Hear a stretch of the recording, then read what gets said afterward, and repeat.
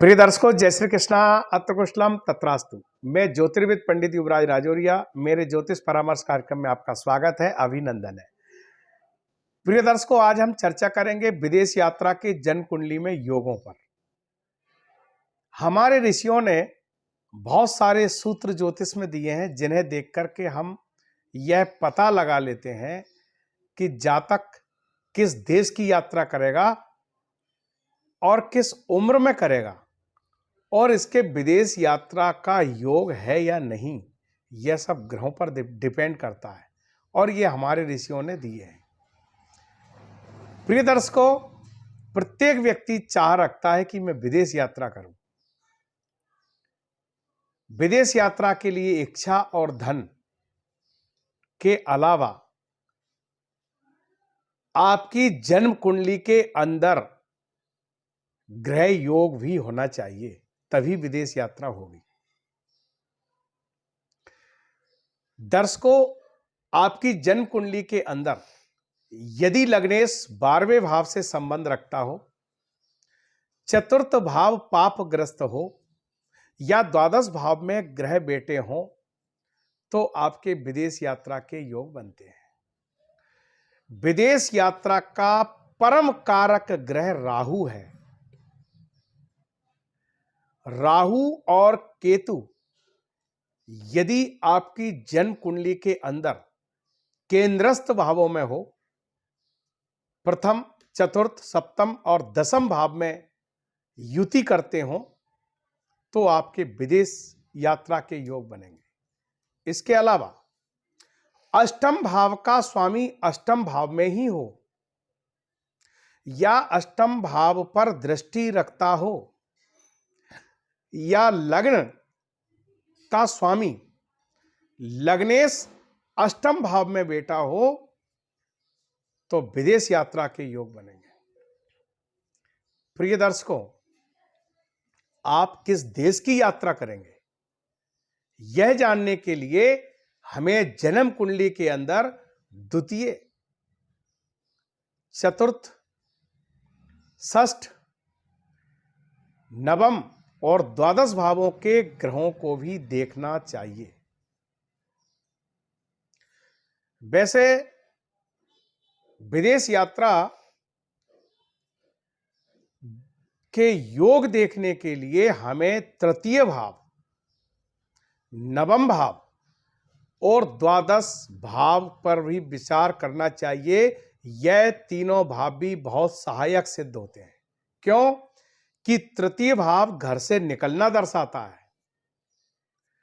नवम भाव समुद्र की स्थिति को दर्शाता है, द्वादश भाव समुद्र के पार आप किस देश में या किस शहर में जाने वाले हैं, यह दर्शाता है। इनके अलावा अष्टम भाव पर भी विचार करें, क्योंकि अष्टम भाव समुद्र पार जाने की स्थिति को बताता है।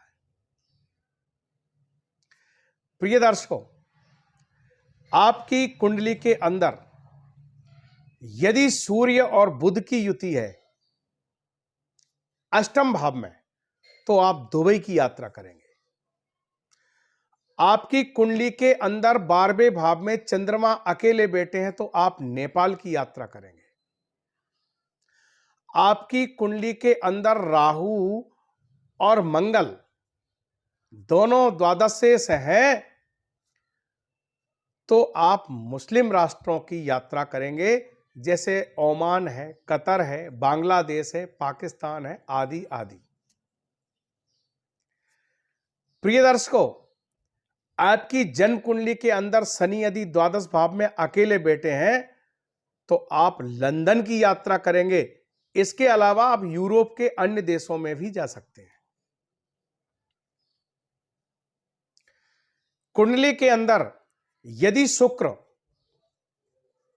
बैठे हुए द्वादश भाव में हैं, तो आप स्विट्जरलैंड, बैंकॉक, रसिया की यात्रा करेंगे।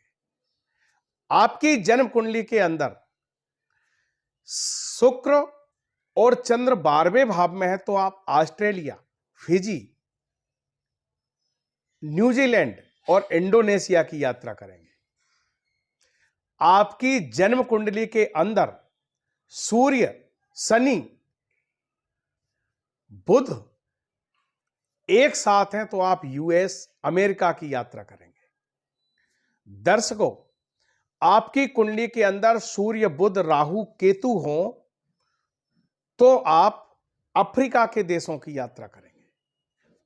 आपकी कुंडली के अंदर शनि, राहु और केतु एक साथ हैं तो आप देश के एशिया महाद्वीप के देशों की यात्राओं पर आप जाएंगे।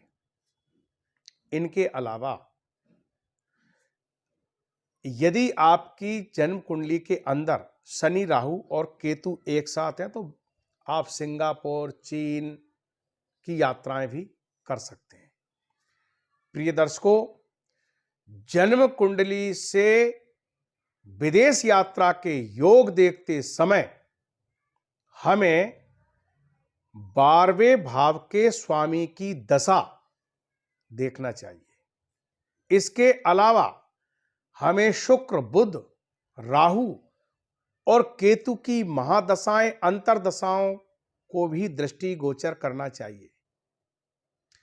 इनके अलावा ग्रहों की डिग्रियां, ग्रह कितने अंश का है, बकरी मार्गी है, अस्त है, इनके बल भी हमें देखना है। जन्म कुंडली में यदि योग होंगे तो ही आप विदेश यात्रा कर सकते हैं, अन्यथा नहीं। हमारे ऋषियों ने इतने सूत्र दिए हैं, हम आपको यह भी बतलाएंगे कि आप विदेश यात्रा किस पर्पस से जाने वाले हैं। तमाम प्रकार के सूत्र जन्म कुंडली के अंदर दिए हैं। प्रिय दर्शकों, आपने यदि मेरे चैनल को सब्सक्राइब नहीं किया हो तो आपसे मेरा निवेदन है, इसको सब्सक्राइब करें और इन वीडियो को शेयर करें जिससे यह लाभ अन्य लोगों को भी मिले। जय श्री कृष्ण।